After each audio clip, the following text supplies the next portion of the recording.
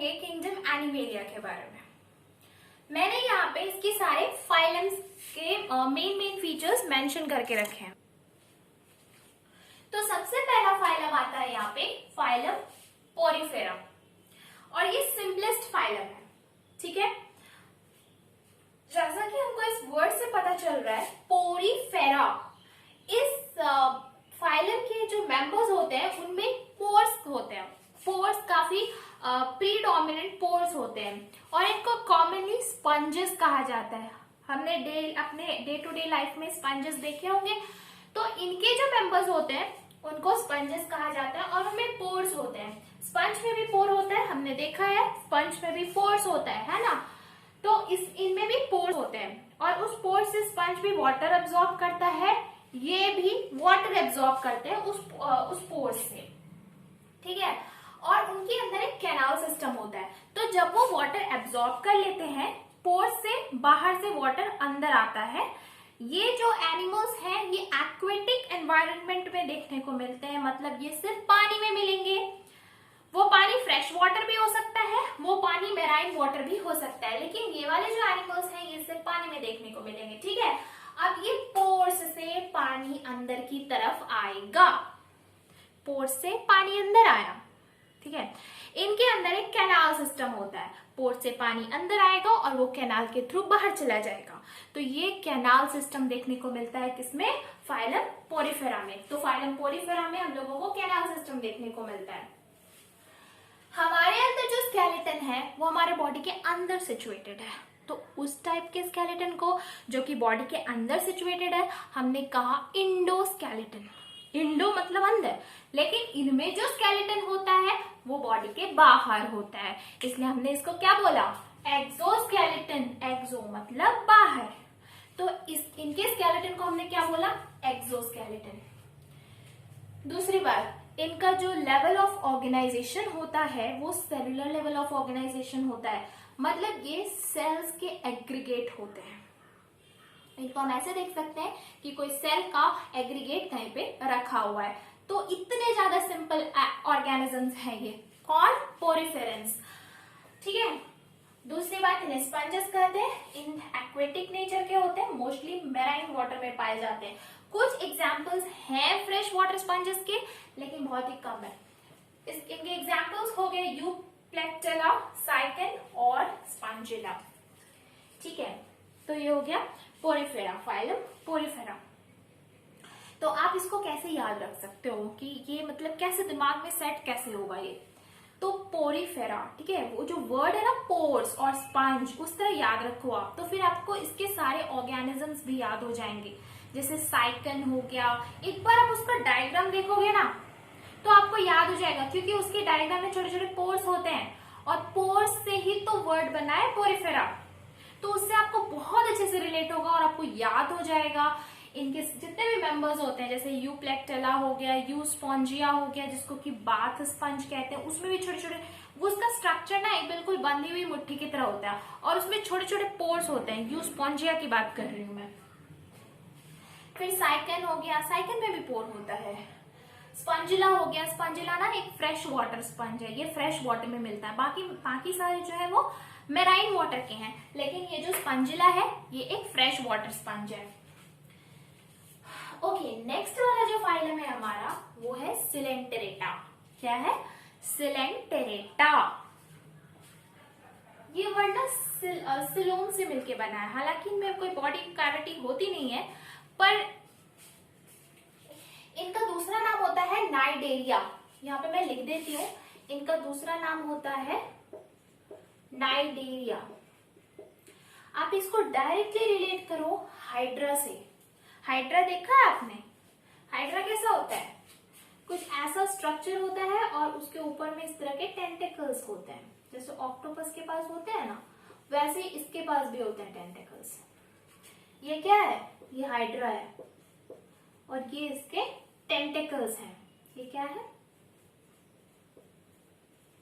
ये इसके टेंटिकल्स हैं। अच्छा, इसके पूरे बॉडी पे भी और इसके टेंटिकल्स पे भी नीडोब्लास्ट होता है।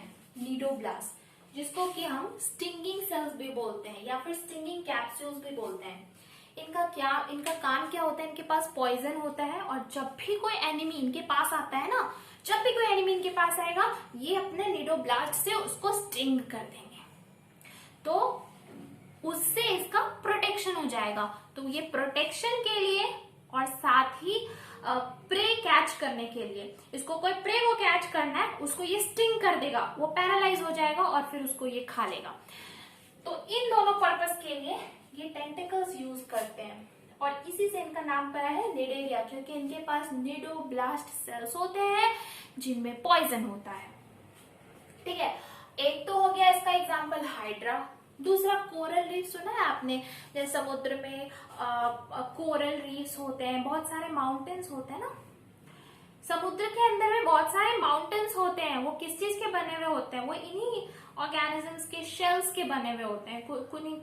कुछ लोगों के पास होता है कैल्शियम का सेल, जिसकी वजह से बहुत बड़े बड़े माउंटेन्स बन जाते हैं उनके डिपोजिट होने से, उनके शेल्स के डिपोजिट होने से बड़े बड़े माउंटेन्स बन जाते हैं, जिनको हम कोरल रीफ के नाम से जानते हैं। ज्योग्राफी में आपने पढ़ा होगा। तो वो कोरल सिलेंट्रेटा का मेंबर है, सिलेंट्रेटा फाइलम में आता है वो। जेलीफिश किसने नहीं देखा है, jellyfish is very interesting creature, right, ऐसे ऐसे चलता है वो जेलीफिश, तो वो है जेलीफिश। दूसरा है सी एनिमोन। सी एनिमोन भी काफी हाइड्रा की तरह दिखता है, लेकिन वो बड़ा होता है, हाइड्रा छोटा होता है। सी एनिमोन हो गया, ठीक है, ये सारे जो मेंबर्स हैं, हाइड्रा, कोरल, जेलीफिश, सी एनिमोन्स, ये सारे सिलेंट्रेटा के मेंबर्स हैं। तीसरा फाइलम है हमारा प्लैटीहेलमिंथस। प्लैटी मतलब फ्लैट, तो इन्हें फ्लैट वॉर्म्स बोलते हैं। इनका जो बॉडी होता है ना, वो डॉर्सोवेंट्रली एप्रेस्ड होता है, चपटा होता है, बिल्कुल चपटा। तो ये बायलैटरली सिमेट्रिकल होते हैं। सिमेट्री समझते हैं आप? सिमेट्री मतलब किसी भी दो पार्ट का एक जैसा दिखना। जैसे आप सपोज मेरा हाथ ले लो, इसको अगर ऐसे काटेंगे तो ये वाला पार्ट और ये वाला पार्ट आपस में सिमेट्रिकल नहीं होगा। एक जैसा दिख रहा है क्या? अगर इसको ऐसे काटेंगे तो ये अलग दिखेगा, ये अलग दिखेगा। तो इसको बोलते हैं एसिमेट्रिकल। क्या बोलते हैं इसको? एसिमेट्रिकल। मतलब ये इसमें कोई सिमेट्री नहीं है, इसलिए इसको एसिमेट्रिकल बोला हमने। इसका एग्जांपल है स्पंजेस या फिर ये पोरिफेरा। पोरिफेरा के जो मेंबर्स होते हैं ना, वो एसिमेट्रिकल होता है। लेकिन ये जो सिलेंट्रेटा के मेंबर्स हैं वो रेडियली सिमेट्रिकल होते हैं। जैसे कि कोई बॉल ले लो और बॉल को किसी भी प्लेन से काटो, ऐसे काटो, एक जैसा स्ट्रक्चर मिलेगा। मतलब जो दो पार्ट में वो डिवाइड होगा ना, वो दोनों ही एक जैसा दिखेगा। तो उसको क्या बोलते हैं? Radially symmetrical. तो ये जो सिलेंट्रेटा है,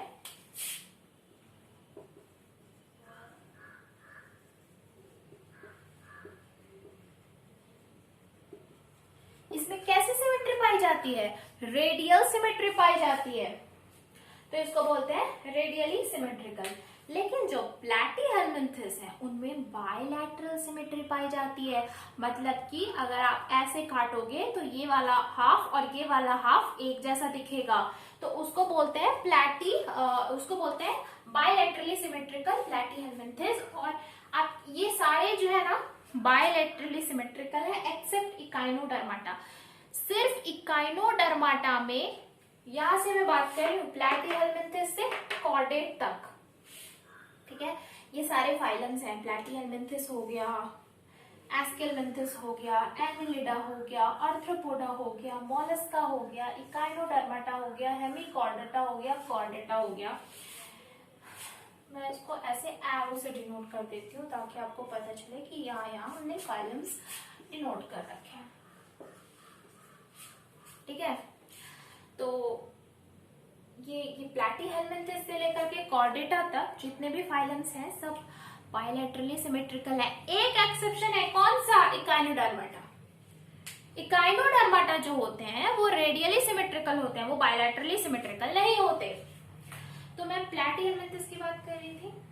प्लैटीहेलमिंथस नाउ ट्रिप्लोब्लास्टिक होते हैं, मतलब कि इनके एम्ब्रियो में 3 जर्म लेयर्स होते हैं। एक मेल गेमेट था, एक फीमेल गेमेट था, दोनों का हुआ फ्यूजन, क्या बना? जाइगोट। जाइगोट में हुआ डेवलपमेंट एंड ग्रोथ, क्या बना? एम्ब्रियो बन गया।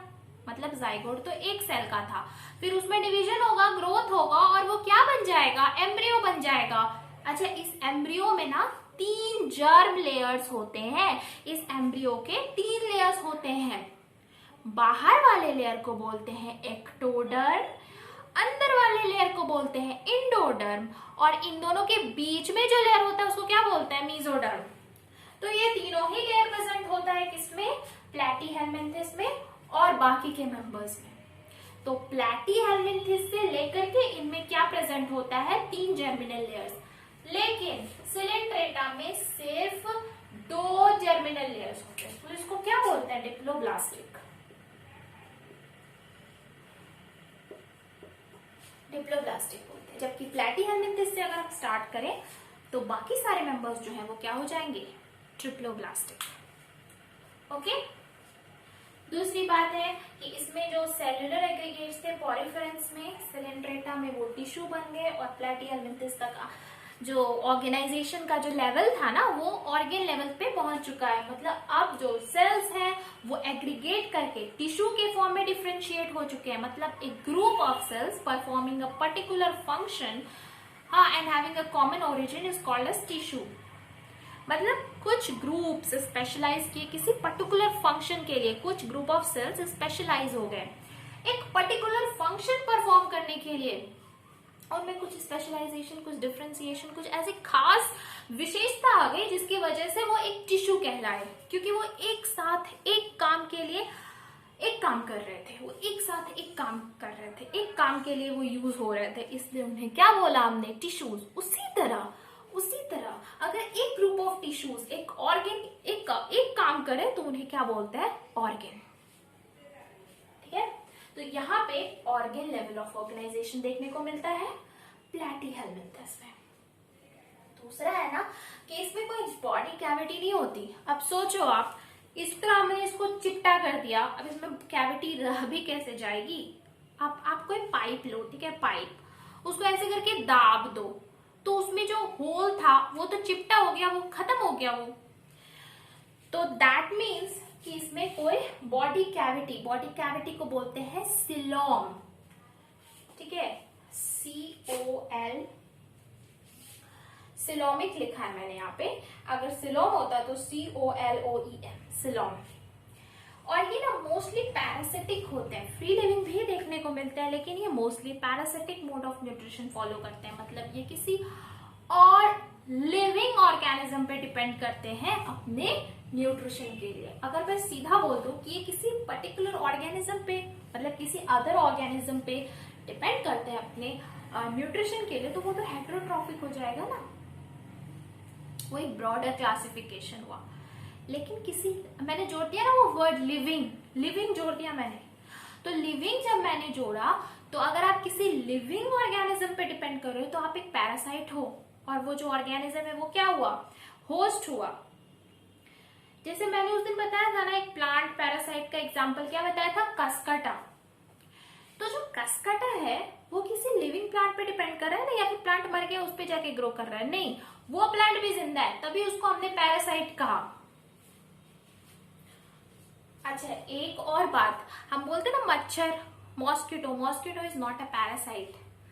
मॉस्किटो भी तो डिपेंड कर रहा है ना, लेकिन वो पैरासाइट इसलिए नहीं माना जाता क्योंकि जो ह्यूमन ब्लड सक करते हैं वो सिर्फ फीमेल मॉस्किटोज होते हैं, और वो भी सिर्फ अपने रिप्रोडक्टिव एक्टिविटीज के एनर्जी के लिए ही ब्लड सक करते हैं। वो अदर एक्टिविटीज के लिए या फिर ओवरऑल लिविंग के लिए वो ब्लड सक नहीं करते, इसलिए उनको पैरासाइट नहीं माना जाता। It was just an extra knowledge. Coming back to the topic, तो इसमें कोई बॉडी कैविटी नहीं पाया जाता। दूसरी बात की वो पैरासिटिक होते हैं, और इसका एग्जांपल है लिवर फ्लूक, ये भी एक पैरासाइट है। ओके, नेक्स्ट फाइलम है हमारा एस्केलमेंथस। ये फ्लैट नहीं होते, ये सिलेंड्रिकल होते हैं, लाइक दिस मार्कर। इसका आप रिलेट कर सकते हो एस्केरिस से, ये एस्केरियासिस कॉज करता है। एस्केरियासिस एक डिजीज है, ठीक है। तो ये एस्केरिस जो है ये राउंड वॉर्म है और ये एस्केरियासिस कॉज करता है। साथ ही हमारा फाइलेरियल वॉर्म से ये फाइलेरिया कॉज करता है। पिन वॉर्म हुआ, राउंड वॉर्म हुआ, इसमें बॉडी कैविटी तो होती है लेकिन फॉल्स बॉडी कैविटी होती है। तो आप पूछोगे कि ये कैसे हुआ, फॉल्स बॉडी कैविटी कैसे होती है, गोल है तो कैविटी तो होगा, तो फॉल्स कैसे हो गई। तो देखो बॉडी कैविटी हमने उसको माना है, ये हो गया हमारा एक्टोडर्म, ये हो गया हमारा एंडोडर्म, ये क्या है, ये जर्म लेयर्स है ये, और ये एक एम्ब्रियो है। तो अगर ये बॉडी कैविटी मीजोडर्म से लाइंड हो, मतलब ये दोनों क्या है, ये दोनों क्या है, ये मीजोडर्म, और ये जो मैं पार्ट को शेड कर रही हूँ वो क्या है, बॉडी कैविटी, दिख रहा है ना, बॉडी कैविटी। तो अगर ऐसी बॉडी कैविटी हो जो कि मीजोडर्म से लाइन की गई हो तो उसको तो बोलते हैं ट्रू सिलोम या फिर ट्रू बॉडी कैविटी। लेकिन अगर ऐसी बॉडी कैविटी हो जो कि मीजोडर्म से लाइन नहीं हो बल्कि मीजोडर्म कहीं कहीं पाउच के फॉर्म में प्रेजेंट हो, जैसे कि ये हो गया हमारा एक्टोडर्म, ठीक है, ये हो गया अंदर वाला एंडोडर्म, और मीजोडर्म कहीं ऐसे ऐसे है, तो ऐसी ये वाला हो गया हमारा मीजोडर्म, ठीक है। तो इसको बोलते हैं फॉल्स सिलोम।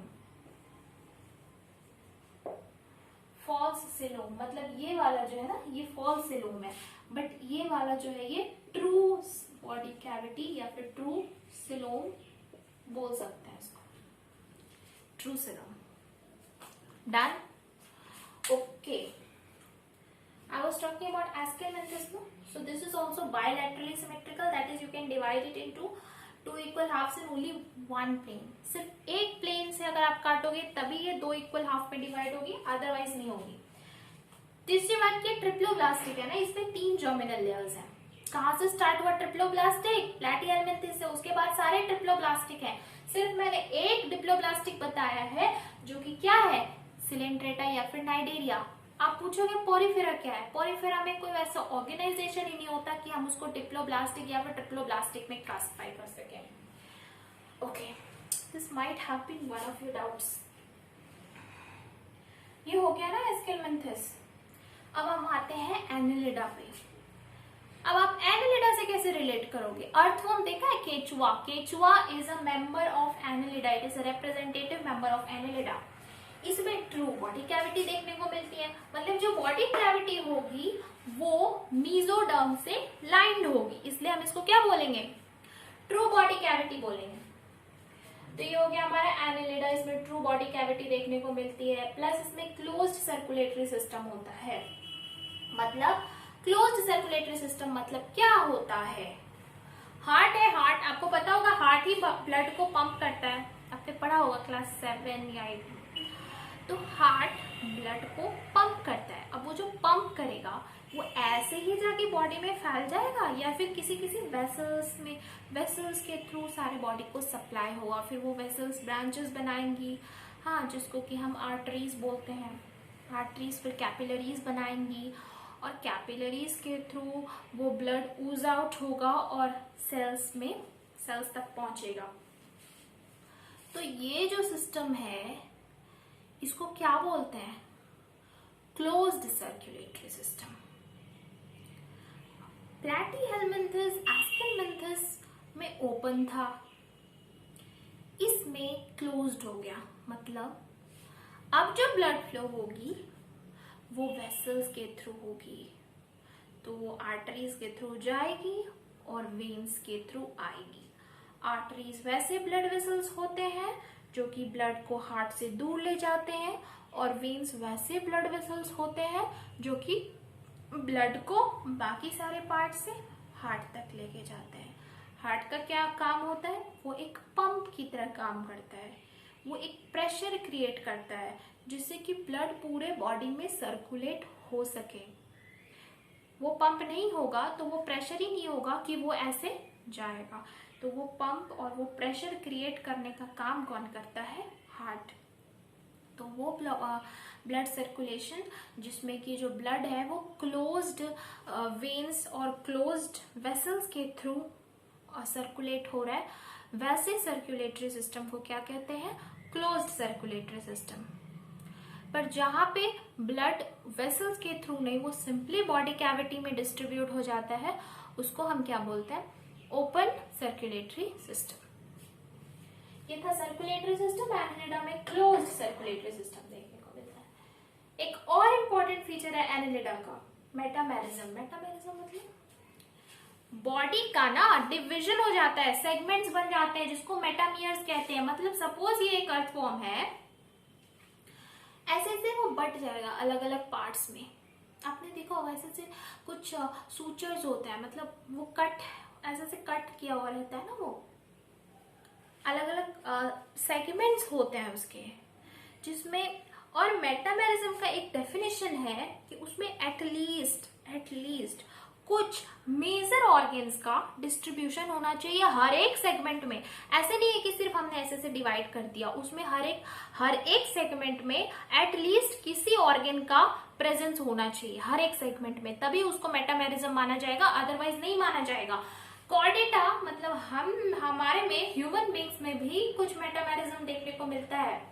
वर्टिब्रेट के जो वर्टिब्रा होता है ना, ह्यूमन वर्टिब्रा, जिसको हम रीढ़ की हड्डी बोलते हैं, उसमें भी एक सीरियल डिस्ट्रीब्यूशन होता है बोन्स का, वर्टिब्रे का, जिसकी वजह से हमारे में भी मेटामेरिज्म पाया जाता है। ठीक है, तो एटलीस्ट कुछ ऑर्गन्स का भी प्रेजेंस होना चाहिए हर एक सेगमेंट में, तभी उसको मेटामेरिज्म माना जाएगा। तो इसका रिप्रेजेंटेटिव मेंबर हो गया अर्थवॉर्म, किसका? एनालिडा का। अगला फाइलम आ रहा है आर्थ्रोपोडा। इसकी क्या खासियत है पता है? ये सबसे बड़ा फाइलम है। आप जहां देखो आपको इंसेक्ट्स मिलते हैं। क्यों? क्योंकि ये सबसे बड़ा फाइलम से सबसे ज्यादा मेंबर्स इसी फाइलम में मिलते हैं, यही इसकी खासियत है, लार्जेस्ट फाइलम। दूसरी बात कि इसमें ओपन सर्कुलेटरी सिस्टम देखने को मिलता है, मतलब ब्लड जो है वो डायरेक्टली बॉडी कैविटी में थ्रो कर दी जाएगी, उसमें कोई ब्लड वेसल्स की जरूरत नहीं है। जॉइंटेड लेग्स और पेयर्ड अपेंडेजेस, ये अदर कैरेक्टरिस्टिक फीचर है किसका? आर्थ्रोपोडा का। आर्थ्रोपोडा के जो मेंबर्स होते हैं, उनके जो अपेंडेजेस होते हैं, उनके जो लेग्स होते हैं, लेग्स वो जॉइंट होते हैं। ठीक है, मतलब हमारा तो यहाँ है ये, मान लो अगर मैं एक आर्थ्रोपोडा होती तो मेरा ये जो दोनों हाथ है वो आप ऐसे रहता, मतलब ये पार्ट, ये ना ये दोनों जुड़ा हुआ रहता है, दोनों ही हाथ। तो ये खासियत होती है इनकी आर्थ्रोपोडा की। और इनके पास पेयर्ड अपेंडेजेस होता है। दूसरी बात, इनके जो एग्जाम्पल्स हो गए आर्थ्रोपोडा के, इंसेक्ट हो गया, स्पाइडर हो गया, इस